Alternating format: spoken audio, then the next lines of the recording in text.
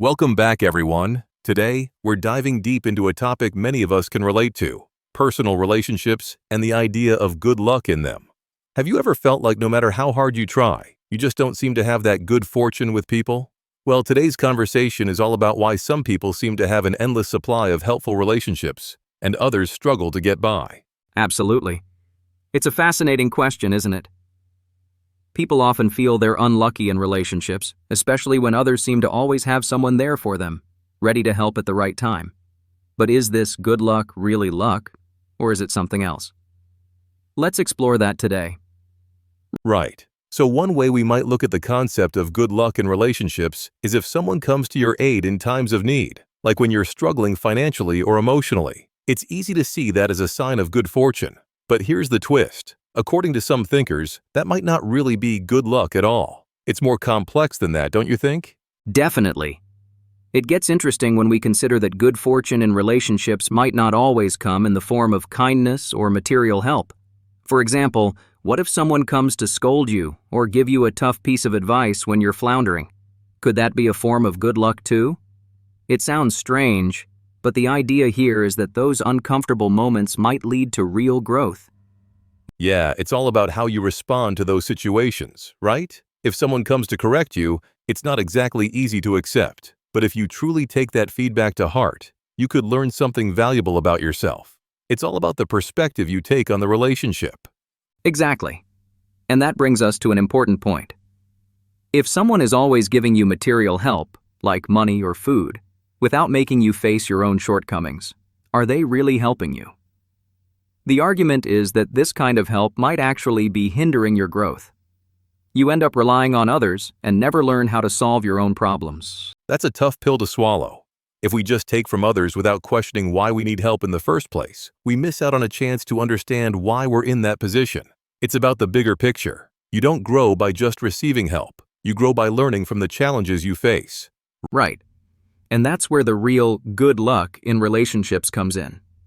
It's not about having people who always make things easier for you. It's about having people who challenge you, who help you face your own weaknesses. That's the kind of support that truly leads to personal growth and strength. Exactly. Now, let's shift a little. There's this concept from Buddhism, unintended Buddhist alms.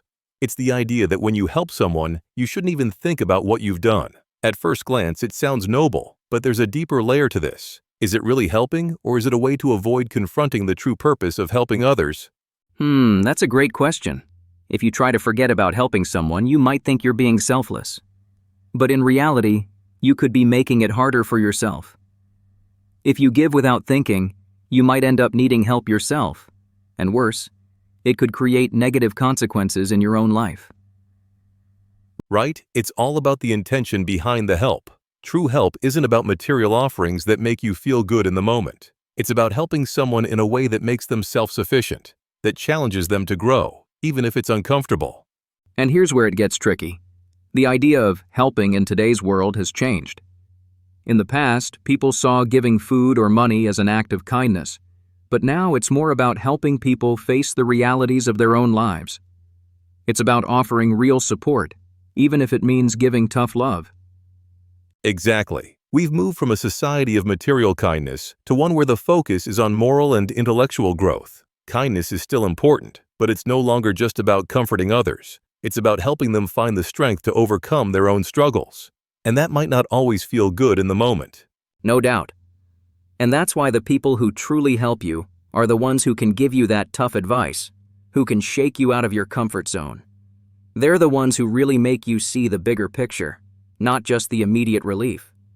It's about building the right kind of relationships, the ones that push you to improve, not the ones that simply ease your pain temporarily. So, to really have good luck in personal relationships, maybe it's not about the people who offer you material help, but those who help you find your own strength. Well said. And thinking about that, we've really got to reconsider how we define help. If we only focus on the material side, we're missing out on the much more profound aspects of supporting one another. True help is often invisible. It's the support that pushes you to be better, even when it's hard to accept. Absolutely. And when it comes down to it, the best luck in relationships might be the kind of luck that doesn't feel like luck at all. It's the kind of help that comes in the form of wisdom, guidance, and sometimes a little bit of tough love. I love that. It's the kind of luck that really makes a difference in the long run, even if it doesn't feel great in the moment. Exactly. And that's a perfect note to wrap up on today. Think about your own relationships. Are they helping you grow?